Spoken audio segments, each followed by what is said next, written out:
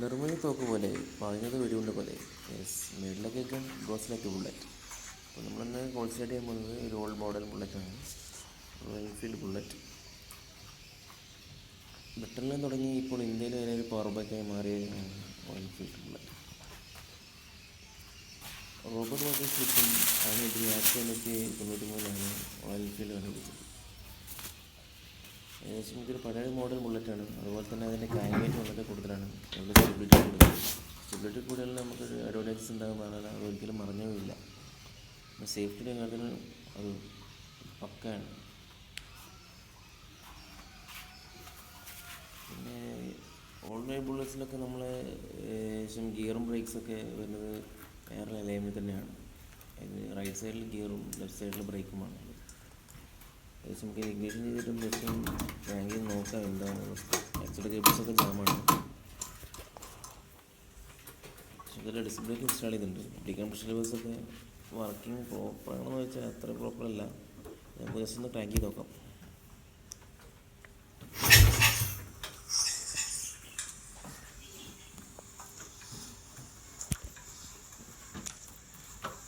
Just kick അടിച്ചപ്പോൾ just ഒന്ന് crank ആവുന്നുണ്ട് റൈറ്റ് സൈഡ്.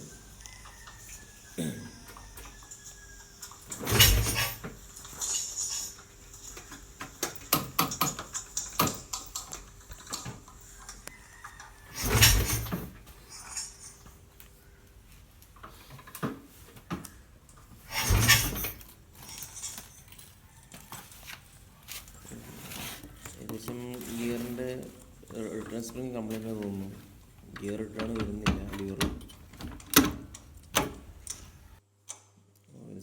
Return gear പൊട്ടിയിട്ടുണ്ടാവും.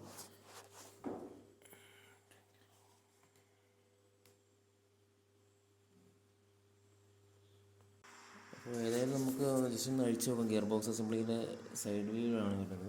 വേറെ എയർ ഫിൽറ്റേഴ്സിനും കുറച്ച് ലീക്കുകളും കാര്യങ്ങളൊക്കെ കാണാനുണ്ട്. എയർ ഫിൽറ്റേഴ്സിൻ്റെ ഓൾസ് കംപ്ലൈൻ്റ് ആണ്. പിന്നെ ഏകദേശം ജസ്റ്റ് നോക്കുകയാണെങ്കിൽ എയറിൽ അവിടെയൊക്കെ ഓയിൽ ലീക്കേജ് ഉണ്ട്.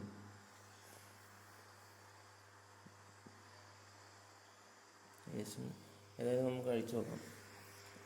ആദ്യം തന്നെ നമുക്ക് കിക്കറിൻ്റെ പോർഷൻ അയക്കാം. കിക്ക് സ്റ്റാർട്ട് പെഡൽ അയക്കാം. അതിനുശേഷം നമ്മൾ gear changing knob, gear lever മാറ്റാം.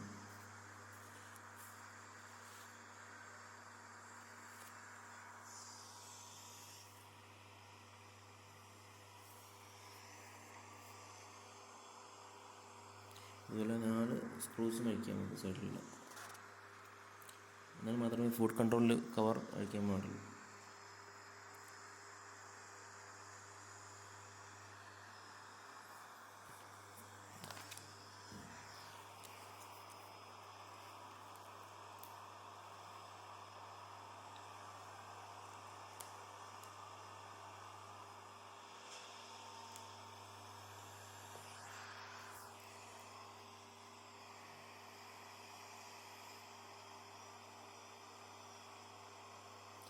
പിന്നെ റോയൽ എൻഫീൽഡ് ഓടിച്ച് പറയുകയാണെങ്കിൽ 1971 ഇന്ത്യയിൽ പ്രൊഡക്ഷൻ സ്റ്റാർട്ട് ചെയ്തത്, ചെന്നൈയിലാണ്. പിന്നെ ഏറ്റവും കൂടുതൽ റോയൽ എൻഫീൽഡ് സ്റ്റഡി എടുത്തപ്പം നമ്മുടെ കേരളത്തിലെ കൊല്ലം ജില്ലയാണ് ഏറ്റവും കൂടുതൽ റോയൽ എൻഫീൽഡുകളുള്ളത്.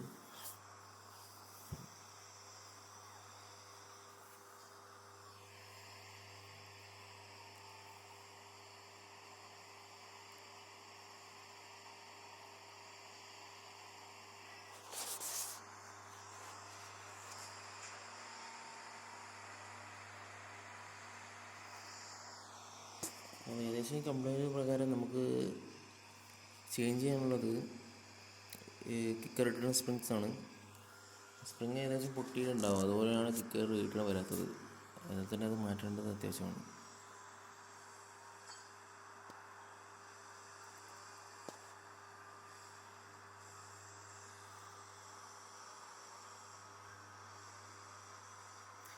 പിന്നെ നമുക്ക് ന്യൂട്രൽ ഫൈൻഡറാണ് അവിടെ ഉള്ളത്. അപ്പോൾ ന്യൂട്രൽ ഫൈൻഡർ അഴിച്ചു മാറ്റണം നമുക്ക്.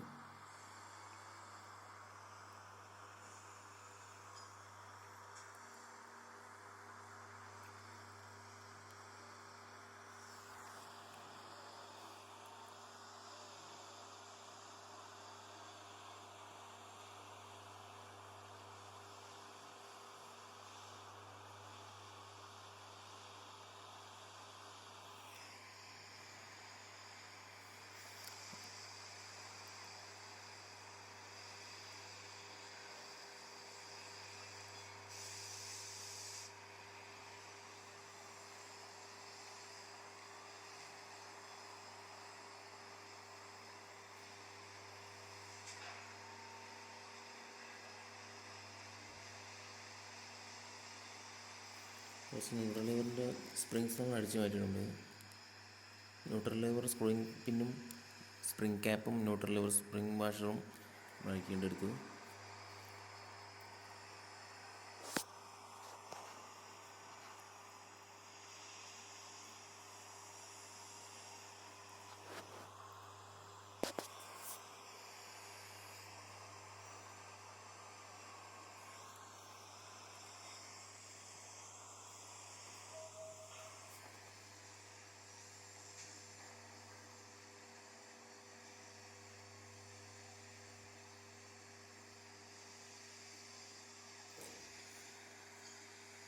Food control cover അഴിച്ചെടുത്തിട്ടുണ്ട്.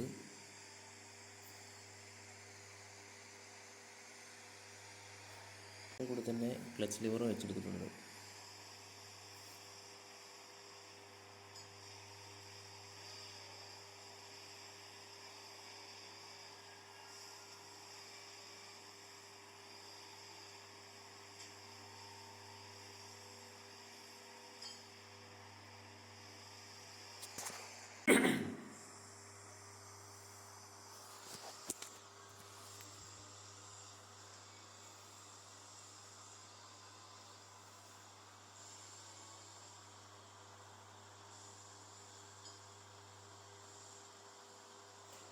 അത് പഴയ റിട്ടേർഡ് സ്പ്രിങ് അഴിച്ചെടുത്തിട്ടുണ്ട്. അപ്പം പുതിയത് നമുക്ക് ഇൻസ്റ്റാൾ ചെയ്യാം.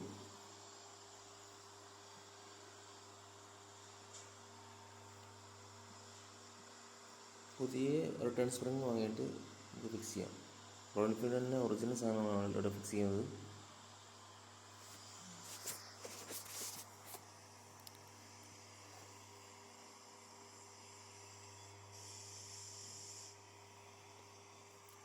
കിക്ക് റിട്ടേൺ സ്പ്രിങ് വെച്ചതിന് ശേഷം അതിൻ്റെ കൂടെ തന്നെ ക്യാപ്പിനും വെക്കാൻ മറക്കരുത്. ഏകദേശം സ്ക്രൂ ഡ്രൈവറിനെ അടിച്ചു കൊണ്ട് അവിടേക്ക് വെച്ചിട്ട് ഒരു ക്യാപ്പിന് സ്ക്രൂ വെച്ച് ടൈറ്റ് ചെയ്യേണ്ടത്.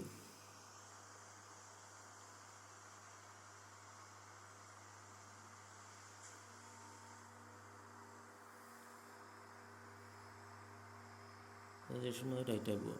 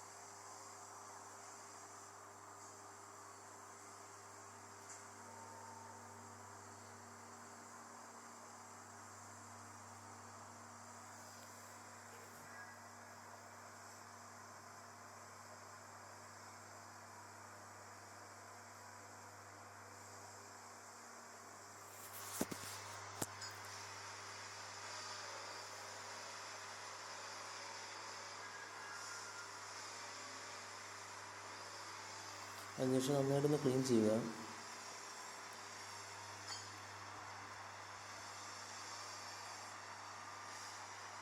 ശേഷം ഫുഡ് കൺട്രോൾ ലിവർ ഷോട്ട് ഒന്ന് ഫിക്സ് ചെയ്യുക.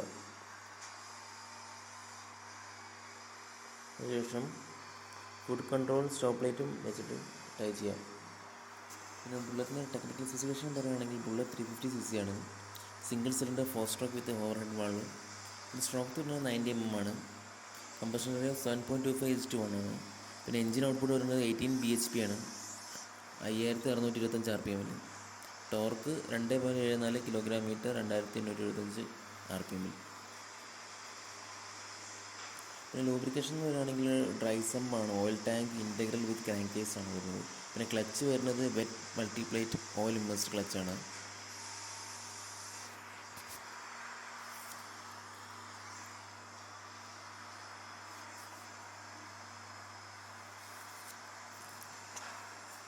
പിന്നെ ഇതിൻ്റെ വാൾ ടൈമിംഗ് എന്ന് പറയുകയാണെങ്കിൽ എക്സോസ്റ്റ് ഓപ്പൺസ് 75 ഡിഗ്രി ബോട്ടൻ്റെ സെൻറ്റേഴ്സിലും എക്സോസ്റ്റ് ക്ലോസ് ചെയ്യുന്ന 35 ഡിഗ്രി അറ്റ് TDC. അതിനുശേഷം ഫുഡ് കൺട്രോൾ ലിവർ കാർവ്. പിന്നെ കാർബറേറ്റർ യൂസ് ചെയ്തിരിക്കുന്നത് മിക്കാർബ് VM24 എന്നൊരു മോഡലാണ്.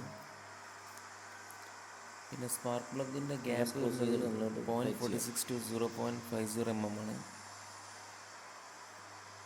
പിന്നെ കണ്ടൻസർ വരുന്നത് 0.25 MFD-യിലാണ്.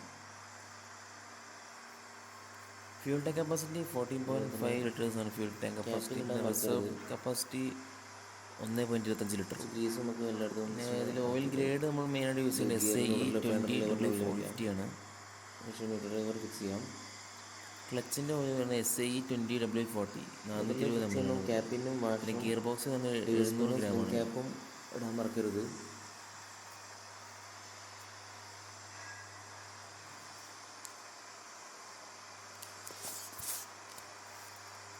എല്ലാ സ്ക്രൂസും നല്ലപോലെ ടൈറ്റ് ചെയ്യാം.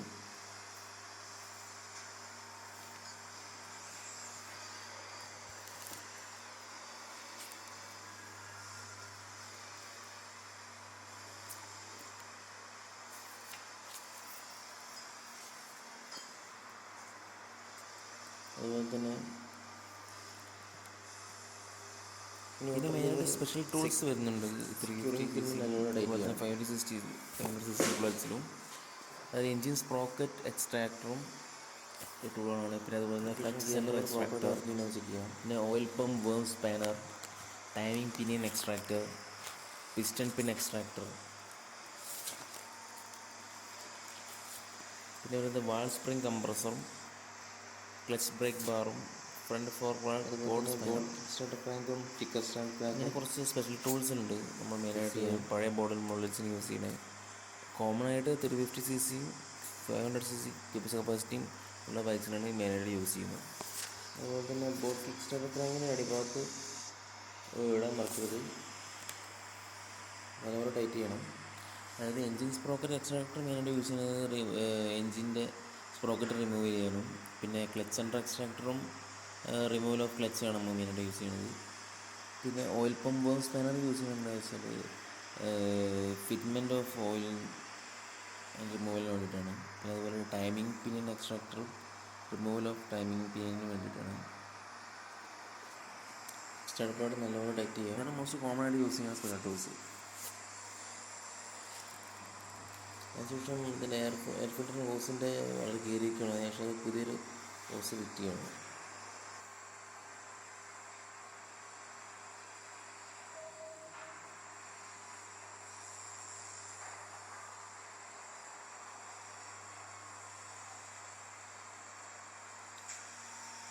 അപ്പോൾ സ്റ്റാർട്ട് ചെയ്യാൻ കഴിയില്ല, കാരണം അതിൻ്റെ ബാറ്ററി ചാർജ് ചെയ്യുകയാണ്. അപ്പോൾ അടുത്തൊരു വീഡിയോ ആയിട്ട് കാണാം.